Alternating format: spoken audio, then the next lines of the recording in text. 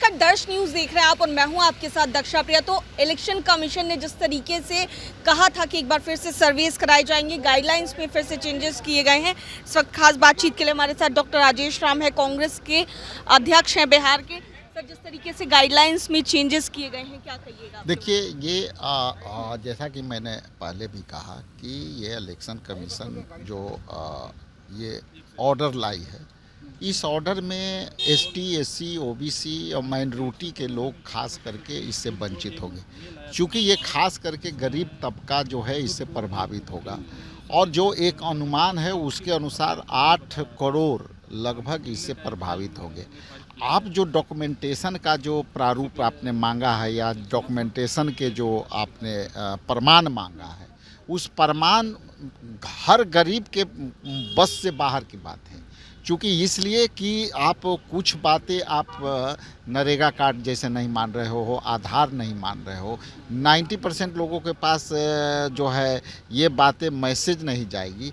जहाँ ज़्यादातर लोग अपने घर गांव में खेत खलिहान में रहेंगे, उनके दरवाजे से वापस आ जाएंगे। तो इसलिए इलेक्शन कमीशन किस तरह से अनुभवहीन ये जो है फैसला लिया और किसके दबाव में लिया, चिंता के विषय ये है कि आप जो है बीते लोकसभा के चुनाव में आपको लागू करना था, तो आपके पास बहुत समय था।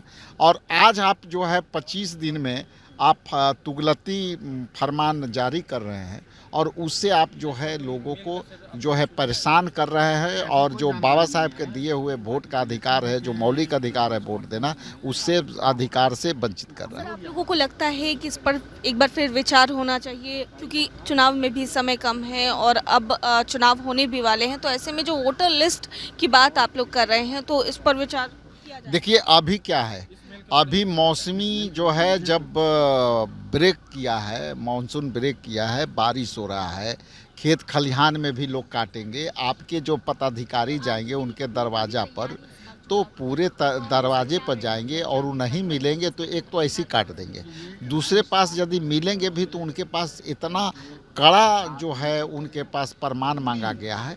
इसलिए इसको इलेक्शन कमीशन इसको तुरंत तत्काल प्रभाव से इसको वापस लेना चाहिए। और नहीं तो हम लोग का तो जो जन्म है, ये बिहार जागा हुआ है और अंत में आप देखिएगा कि इस तरह से तुगलती फरमान को हम लोग मानने से इनकार करते हैं। ठीक है सर, आज जेडीयू के कार्यालय में मुख्यमंत्री नीतीश कुमार जी के साथ में प्रधानमंत्री जी की तस्वीर लगी है, किस तरीके से?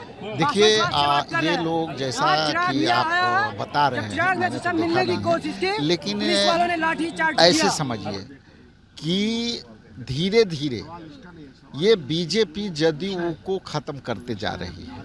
अब उनकी उपस्थिति जदयू कार्यालय में होना ये प्रमाण है कि फैसला धीरे धीरे उस गृह मंत्री के फैसला से आप जोड़ के देखें कि वो गृह मंत्री जी ने एक सवाल में ये कहा कि हम उनके नेतृत्व में लड़ेंगे, लेकिन चुनाव के बाद हम तय करेंगे कि नीतीश कुमार चेहरा होंगे कि नहीं।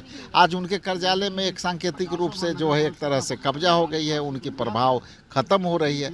इसलिए आने वाला समय में आप देखिएगा कि जो गठबंधन है, एनडीए गठबंधन है, वो एनडीए गठबंधन में जो है नीतीश कुमार जी को चेहरा बीजेपी ने मानने से इनकार कर दिया। बातचीत के लिए तो हमारे साथ बिहार कांग्रेस के अध्यक्ष डॉक्टर राजेश राम थे। क्या कुछ कहते नजर आए, आप सुन रहे थे। कैमरा पर्सन शशि के साथ मैं दक्षा प्रिया, दर्श न्यूज़ पटना।